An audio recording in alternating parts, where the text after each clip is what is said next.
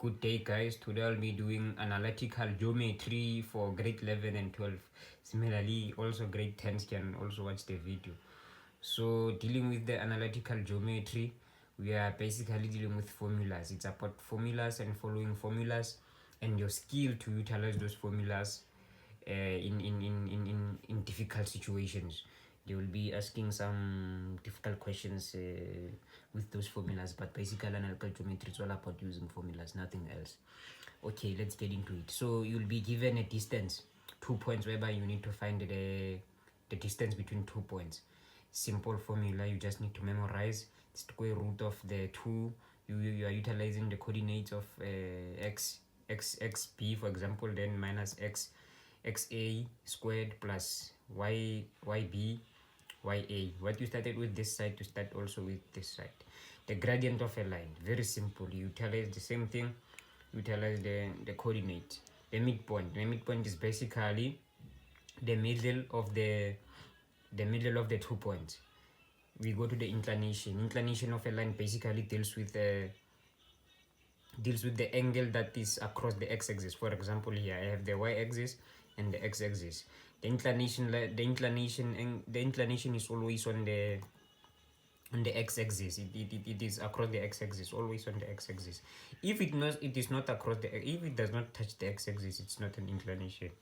The formula is very simple, straight to the point. It's the tan theta of what? Is the tan theta of the gradient. Is the tan theta of the gradient of that line. We go to the parallel lines that have inclinations. Basically, we know that the gradient, if you have parallel lines, for example, you have parallel lines. The gradient of this line is equal to the gradient of this line, straight to the point. Then we have the perpendicular lines with inclinations.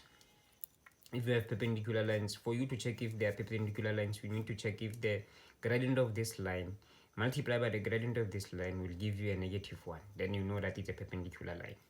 They are perpendicular lines. Equation of a line. There are two formulas you can use. I think there's a third one, but then I wrote these two. Very simple very simple. You have a gradient. You have a c is the y-intercept. Then straight to the point. Here you have the gradient and the coordinates, straight to the point. Then I'll be moving to the question that will I've just posted at the start of the video. We're answering that question. In the diagram, A is 4 and 2, B is 6 and -4, and C is this. Are vertices of triangle A, B, C.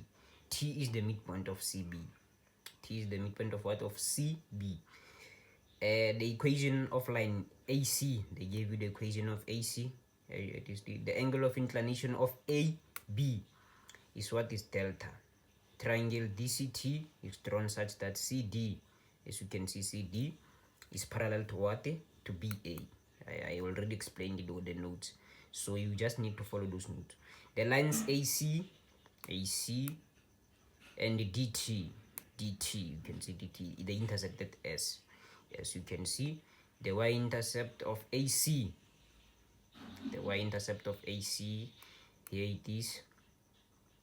It's then they say P, F, and R. Those are the points. You can see the points there from that question. He said in x-intercept of DC, AC, and AB respectively. Let's get into answering the question now. Gave you from the notes, you know that the gradient will be YB minus YA, XB minus XA. Then basically you'll be looking at the y-intercept of B is -4, y-intercept of A is 2. Then you go to x is of B is 6, and then x of A is -4. X of A, sorry, it's 4. So yeah, it's gonna, then you are basically going -4 minus 2 is gonna be -6. 6 minus 4 is gonna be 2. Then you know that you have -3. then we get minus 3. Then we move to 3.1.2, which wants the size of what? Of delta. To want the size of delta, you can see that delta is at that point by r. So basically I told you that when looking for the size of that, you are going to say it's the inclination across the x-axis. So you're going to say the size of this will be the, oh, don't forget the you must put a small letter m there for the gradient. The size of delta, you're going to find it by this way, by AB. So this is the gradient of the line of AB, which we calculated. There is minus 3. And you must take note of this questions, like you answer question 1, and question 1 will require the answer from question 2 will require the answer from question 1. It's like a recurring hierarchy of questions.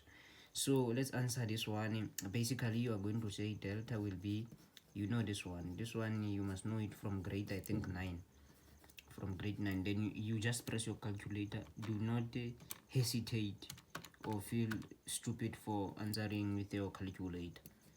You are doing its work. Then you find that the angle is negative. Then you are going to, as you can see, that the delta there, the delta there on the question is outside. It is outside, it's not inside the triangle. So we are basically going to say to take this and then finalize that the delta will be 180 minus this angle, and then we are going to find out that it is going to be 180 minus 71.57. You are subtracting because it is outside. It is outside the triangle. If it was inside, we are not gonna subtract. 108.43. Go to 3.1.3, which one? The coordinate of t. And from the statement, I remember they said t is the midpoint of CB. So calculating the midpoint, you use the big letter M. Midpoint of CB. Midpoint of CB will be a, you just use the formulas that I taught you. Midpoint is going to be xc plus xb over 2. You must memorize them so that you can be faster on your exam. Over 2. Then you substitute fast. You see x of c is minus 2. X of b is gonna be 6, 2. Y of c is gonna be minus 3 plus y of b is gonna be minus 4, 2. Press your calculator quick so that you do not waste time. You find that it's 2. Then you find that minus 3 plus minus 4 all over 2. You find that it's minus 7 over 2. So these are the coordinates of t. Checking that they are correct because the t have a positive x and t have a negative y. So these are the coordinates of t. You find the coordinates of t, which is the midpoint of CB. 3.1.41, the coordinate of s. Looking at s, you should remember, you must read the statement. I can remember the statement talking about the equation of line AC, and now they are looking for the coordinates of s, and you can see that s has an x-intercept of 0 already. So you are basically looking for the y-intercept of s. So we have the equation of s. The equation of s is 5x minus 6y. The equation of, AC is 5x minus 6y is equal to 8. So you know that s, so far you know that s is like this. So you are basically looking for the y-intercept. So we are going to substitute what? Substitute 0 to get into x. sub 0 into x. So it's 5, 0 minus 6, 0 is 8. No, sorry. 5, 0 minus 6y is equals to 8. You're looking for y, so that we can substitute y. So it is minus 6y. This is 0, 8. Divide all over by minus 6. You get what? 8 divided by minus 6. You're going to get something like minus 4 over 3. Then you know that the coordinate of s is 0 minus 4 over 3. Then you move on. You do not hesitate to move on. Then you go to the last question, that one's 3.2. It says determine the equation of CD in the form of y is equals to mx plus c. Yeah, they basically want it in that form, not the other form. So basically what you are going to do is you are going to check CD, and you remember that if you don't your mind can't remember, you must read the statement again. Then reading the statement again, you will see that they say that CD is parallel to what? To BA. And what did I say about parallel lines? I said parallel lines, their gradients are equal.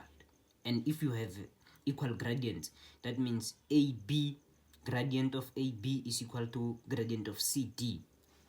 Gradient of AB is equals to gradient of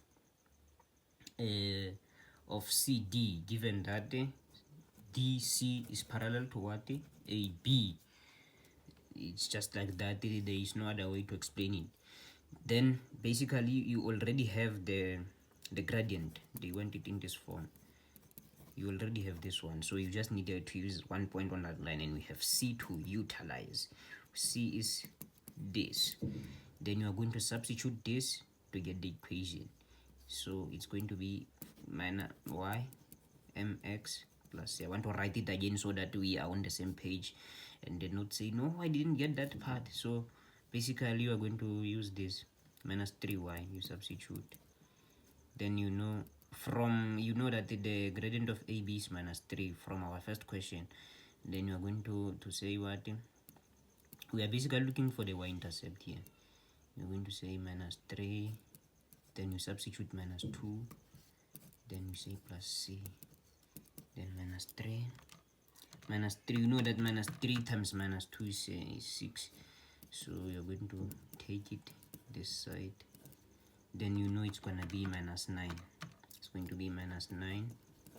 Then finally you can conclude that your equation is y is equals to minus 3x plus the c that we have been looking for, which is minus 9. And you can check that by checking with the coordinates. Thank you guys. Can you please subscribe to the channel? Let's grow the channel together.